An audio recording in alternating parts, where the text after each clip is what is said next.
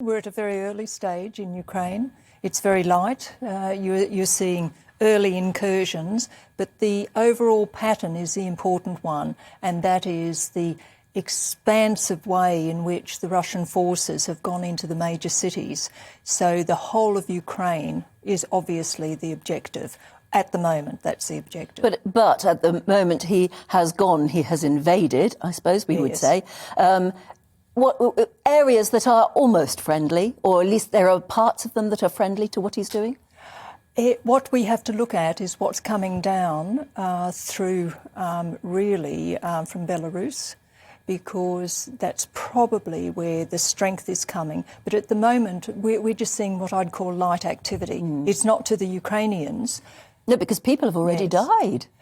Yes, but this is very mild compared to what the poor people in that country will have. This is not really a serious bombardment. It's not hitting the civilians, really. It's going to critical points. But those critical points that are being bombed is to make it easier for the incoming forces. Because, there had been talk of a strategy of taking the eastern part and the coastal regions and Odessa and sort of securing those crucial seaports, but perhaps he would leave it at that and allow the rest of Ukraine just to weaken. But you think he is going to move to try to take the whole country? Well, I think just as you've said it, it's the way the politicians were expressing hope, but it was nothing to do with military reality.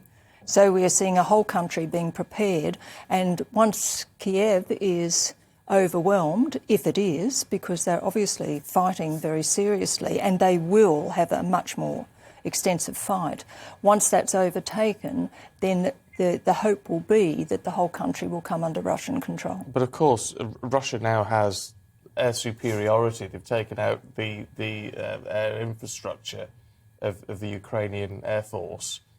So that's hugely problematic, isn't it? They were calling yesterday for a no-fly zone, but presumably we can't enforce that at this stage, or aren't willing to. Well, that would mean shooting at Russian aircraft. Well, it's why the NATO countries are being so careful, because any confrontation that leads to a potential nuclear confrontation is a totally different game. It then is a worldwide war.